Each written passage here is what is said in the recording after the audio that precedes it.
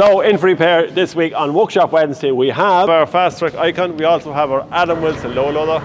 We have, yes, we have the case track machine in as well, and we have the Grimme 470 potato harvester. But we started there. I want to shout out to Kilmessan, who are having their annual Kilmessan Hurling Club Charity Lights Tractor and Truck Run, which takes place this Saturday. Registration there from 5:30, and it's taking place there at Kilmessan Hurling Pitch. So yeah, look, the kids are going to lead out with Tide Tractor, so it promises to be a great evening. Always a great charity. The guys do great work over in Kilmessan, so best of luck on that one, lads. We also want to give a shout out to, first of all, we'll head over for a service with the Fastrac. So today we've Robin from JCB, first service on the Fastrac. Robin has come down, he's all his bits in place here, ready to go.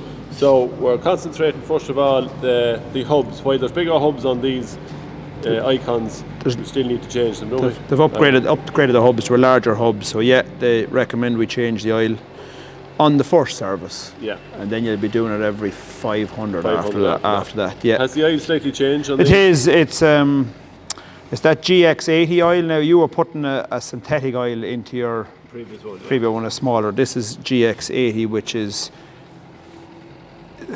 a gear oil with an additive in it. Yes. Okay. Yeah. So we should see a huge improvement. There is a huge improvement with these new hubs, isn't there? An awful lot more oil in them anyway for a start. Yes. So you have a better there for oil and for they've upgraded it. They've made it much bigger. Yeah, no real issues. I haven't seen any issues with them at all yet now so far. So right. So after the hubs, then we head into just a basic engine. Just an engine oil and filter change. It's just kind of a health check on the first service. Is just do the engine oil and filter. It's precautionary, really, isn't it? So. Yeah. We'll have that done now. We are expecting the lads in. I think David is coming down later on. We have a few software upgrades to do with the machine, which is going to take a couple of hours, seemingly. So he says it's going to be up to the last one took up to 4 hours to do all because it's a package. Yeah. It's not only one software. There's different ECUs all have to be updated together, otherwise they don't talk to each other. If they don't talk to each other, then you'll have fault codes. Well, I would have been over in the factory there a couple of weeks back, and they had suggested that this was going to be the way going forward. They're going to be updating them all. So we're going to get that done as well. That's going to take a few hours to do that, and then after that I think she should be good to go. I see you have a grand hat hanging there. Yes. JCB mustn't sponsor the hat. Why sponsor the overalls and all the gear? Robin came in here, the head was freezing him, so I just said, here, throw on a hat now. Probably JCB have hats, but he probably left it behind you somehow. I should have probably left it sitting at home somewhere. Yes. It was a mild morning, is what it was, we thought, wasn't it? Yeah, well, it is. You come down here, the morning has changed. Anything else then in Icons? How do you find them? Are they going well, or do you kind of... Are you on them all the time? Not really, no. On everything and anything, there's no real complaints now. To be honest with you, so far, what I'm looking for is that. That's it. So far, anyhow. Still early days with them here, probably in Ireland. I know there's a lot of them running in the UK, but sure, if they're going to show there that. They've been in the UK before they would have been here. So. Yeah. Normally the problems are all ironed out before they arrive in Ireland, which is good for us. Yeah. So, any man that I have spoken, not necessarily even an Icon, but that has a 4220, they seem to all like them.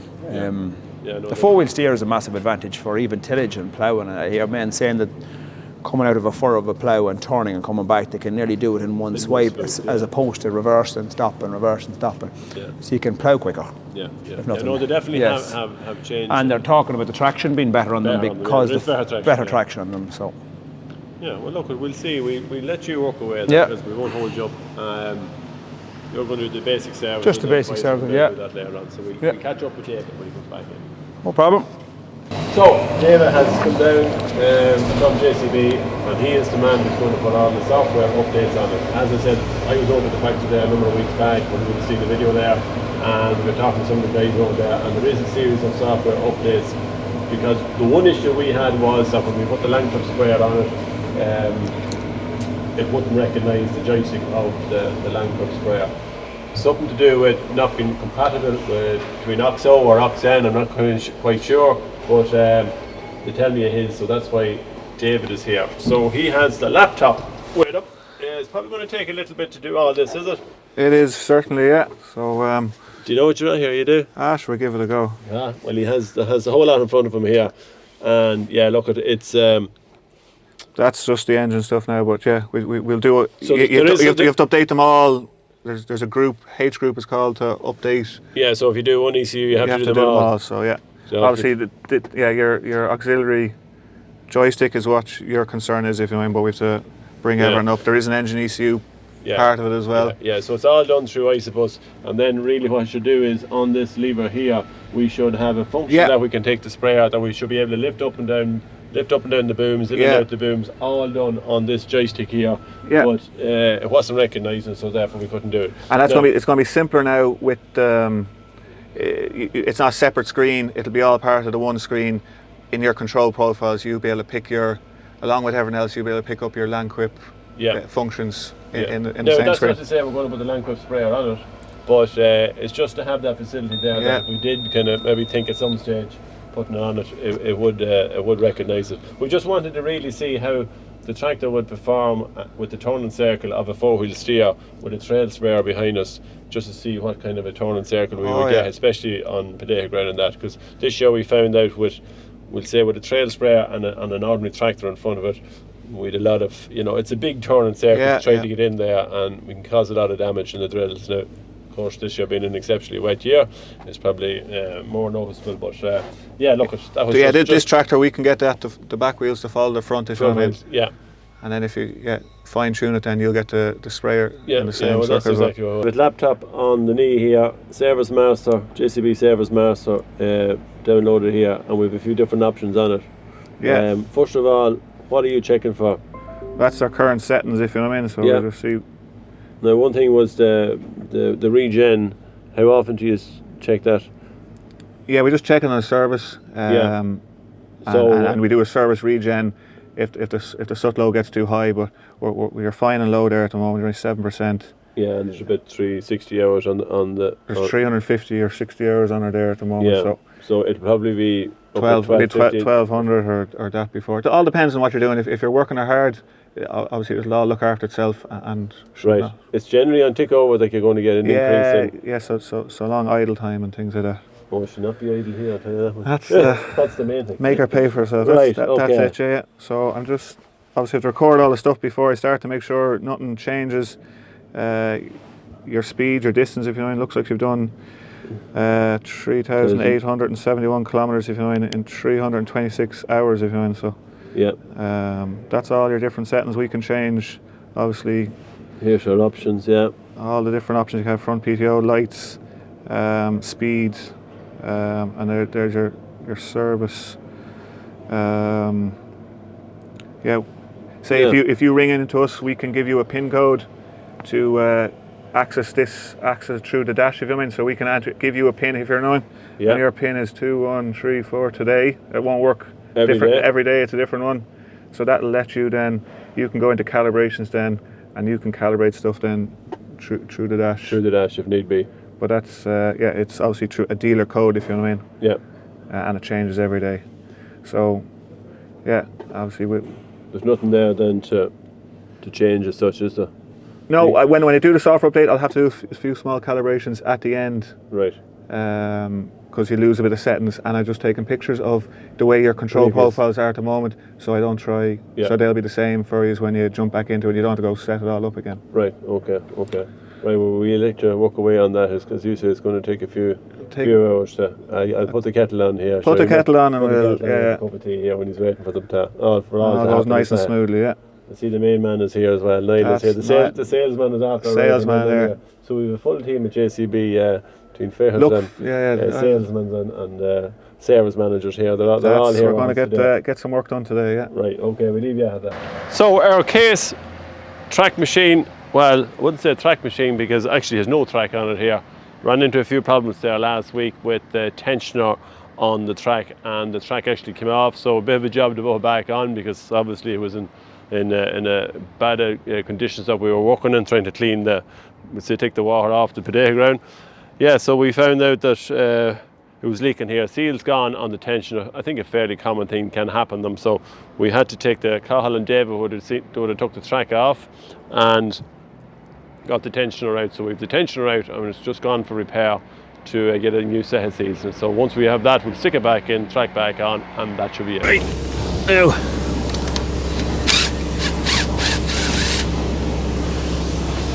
I got the grease nipple first there. You see that? Can you see it? Could be already back in.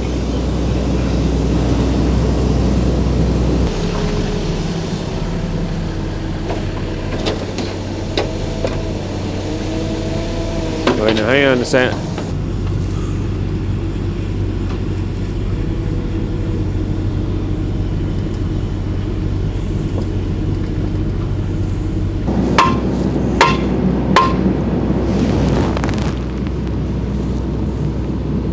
Just pull a tiny bit more on the chain and you slip it like that. There, is it? You're going to pull that there, slip by that one.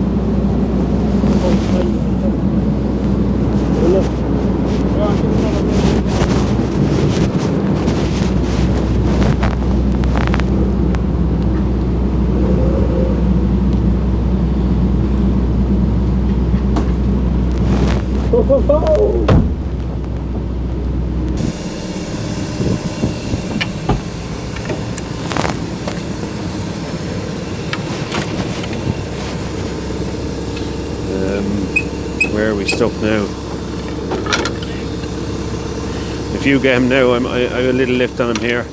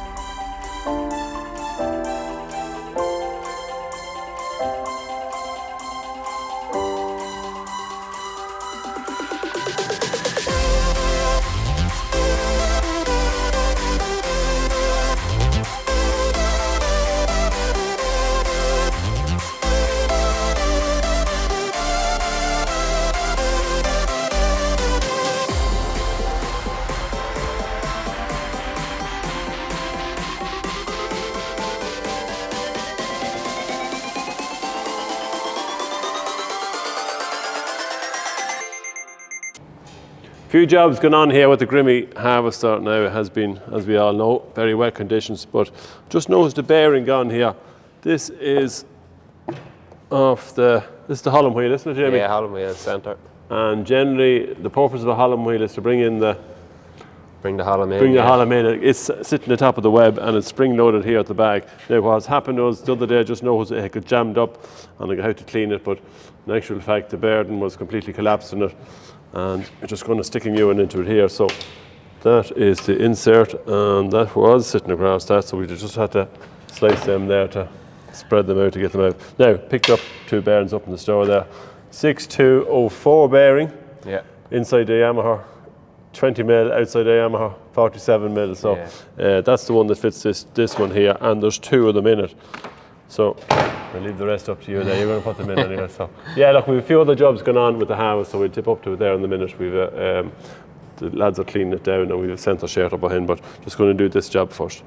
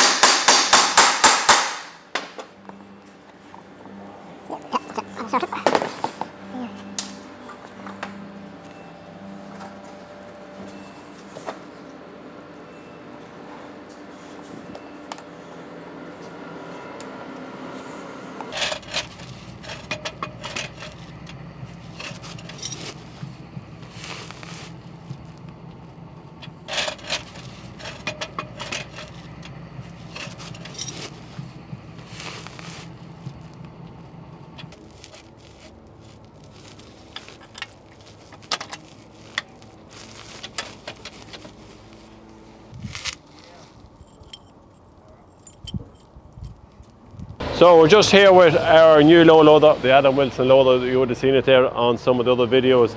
The toolbox, which we specified, is quite big on it. The problem with a big toolbox is it fills up an awful lot of crap and stuff. So we're just cleaning the house here today. Eamon is back from college there, so got a lovely job of doing it. Got a lovely job of doing it, yeah. He's good at out cleaning and washing and stuff like that. So really what we've done is we've taken out all our chains and we've completely power hosed them, and we've checked the lashing chains to see that the crooks are all free. Now one or two of them is seized, and we have brought one into the workshop there to get freed out. On this one it is nice and free. These can sometimes seize up if they're not being used, or if they're probably left in water. Again, it's just the type of nature environment that's working in. This one is completely seized, and I suppose it was left seized and they hooked it on from this side and used this side as the hook on. This particular one was damaged, so the last eye of the chain, after inspecting the rest of the chain, all the rest of the eyes look perfect, or links should I say. So what we did was, on this particular one, there's a roll pin here. So when you take out the roll pin, you can drop the actual pin itself, main pin out of it, and then replace to the next link, and that's it. So it's a simple job, but it just keeps it right. Now the only way to free this out is a little bit of perseverance.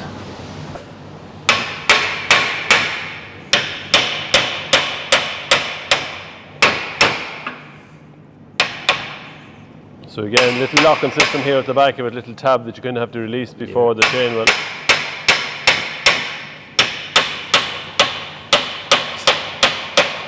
Starting to come loose a bit in the vice there. Right, go again.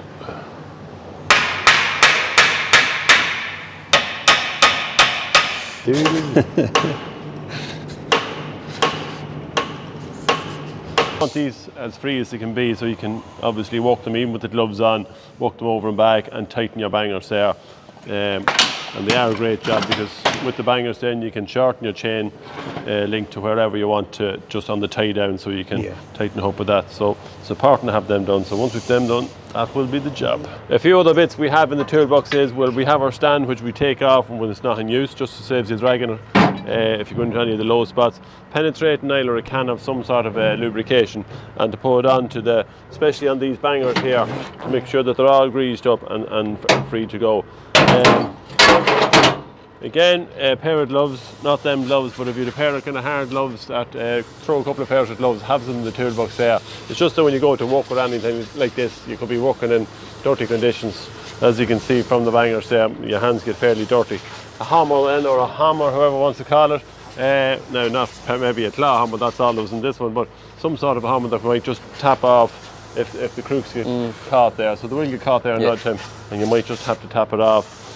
And again, a few blocks and some other parts there you can have in it. But again, it would be no harm to have even an extra set of light switches, some of the LEDs, the battery operated ones that you can put on a machine, especially when you're loading. But on the back of that machine, in fairness, we have, there's and you have work lights there as well. Yeah, we have work lights here which are on the side of it, work lights on the back of it, so it's well lit up from that point of view. But if you have a low loader, again, on this box here we see it's a galvanized box, so it's obviously not going to rust, and there is 2 holes drilled in the corner of it there to let the water out.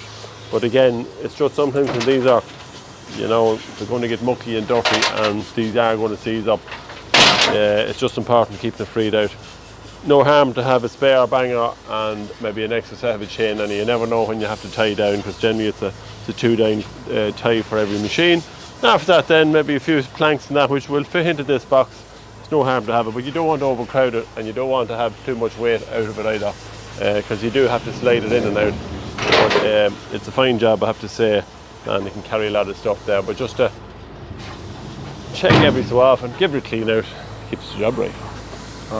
So in this week UPMC video, we're going to catch up with John B, and we're going to talk all about John B's diet and how he kind of, you know, eats right when he's working all those long hours. And I'd also like to thank UPMC. They sent up a few hats there, so cheers there, lads. Kind of keeps me fairly warm there in these cold days. So yeah, let's head over to John B. Well, John, we're in a bit of a luxury here. I see we went from the old 6930 to the Fastrac. Now I know this tractor has loads of different complements to it, like with the fridges and things like that. But long hours, seriously, working long hours, keeping your correct diet, what do you do? Like, you know what I mean? So we're talking, I won't say what age you're at, because the older type. Well, now you said it, not me. They're the older type. So if you're getting up early, I know you're a great man to get up early. Plenty of sleep is obviously one thing. Yeah. Well, it pays to work. Try and work a balanced hour. Yeah. Like start, we say, at 7 in the morning. Yeah. And stop for your 10 o'clock break. Yeah. Have your cup of tea. Get out, walk around. Yeah. Work away. Have a little bit of lunch, whatever, and then evening time you need a dinner, because if you'll probably work on till 9 o'clock. Yeah. So I've come up with a little item that I came across, and I can heat my own dinner. Oh, be good. So this is one of an Amazon special. This is an Amazon special. Or some of that. Amazon. So what is this? And you put this. It's a little oven, little box. You put your dinner in from the evening before, or whatever you want to put in it, Fit Foods, whatever. Yep. You put her in, close her up, and plug it into your 12-volt cigarette lighter. Yeah, and that just heats it up. And when you about a half an hour before your lunch, you want to stop. Like, you just plug her in there. I don't know why the little light's not coming on, but there we are. The light is on there, and then give it a half an hour, and you'll have a piping hot dinner. Yeah. And obviously then hydrating, plenty of water. Yeah. You need water with you all the time. Yeah. No, it is definitely. I know, as well as when the lads will be out, we'll say on the potato fields when we're kind of working the long hours, planting our harvest, and we will bring the work trailer with us. Yeah. And we have the microwaves. The microwaves are great, and all the foods. Because not alone is, apart from having the healthy diet, a bit of crack then when we're having the food together is very important, isn't it? Exactly. You know, because people can spend sometimes long hours in these tractors and not maybe talk to anyone for the day. Yeah, it's true. We would encourage people to get out, have the break. Yeah. And we do most of the time there now. We'd get the time. We'd have. Yeah, well, that seems to be great. It's absolutely brilliant. Yeah. It'll heat your dinner there perfect. Just give it a little stir, maybe 15 minutes, and you wouldn't believe how good it is now. Job's a good one.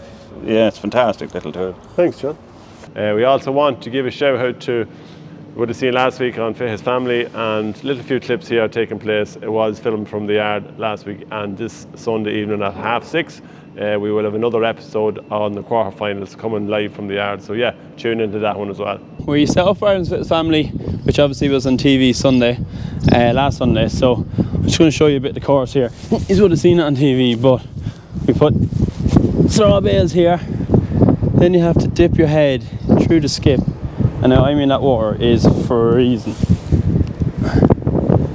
And then obviously you're going to be soaked, and you have to get down the far side. There's a net crawling through the net here in the middle, which is smack bang in the middle of the yard. And then when all that is done, you have to climb a 10-foot wall and then across up the ramp the far side. I'm out of breath and I've only done up the bales.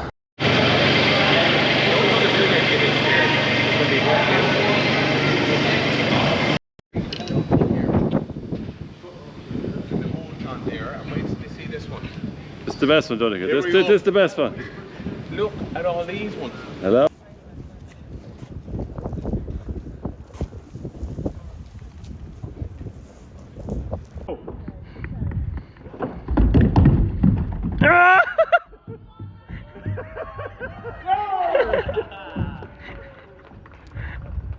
Oh, that's it for this week's Workshop Wednesday. Don't forget to like and subscribe to the videos. Yes, you will get a notification. So from everyone here at Finnegan's Farm, we'll talk to you all next Wednesday.